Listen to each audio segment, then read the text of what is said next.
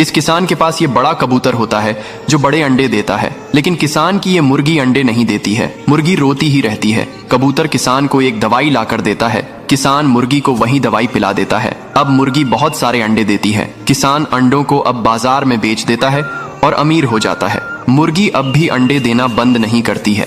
अब कबूतर एक और दवाई देता है। किसान मुर्गी को पिला देता है। अब मुर्गी अंडे नहीं देती है। मुर्गी रोने लगती है क्योंकि किसी ने लाइक सब्सक्राइब नहीं किया।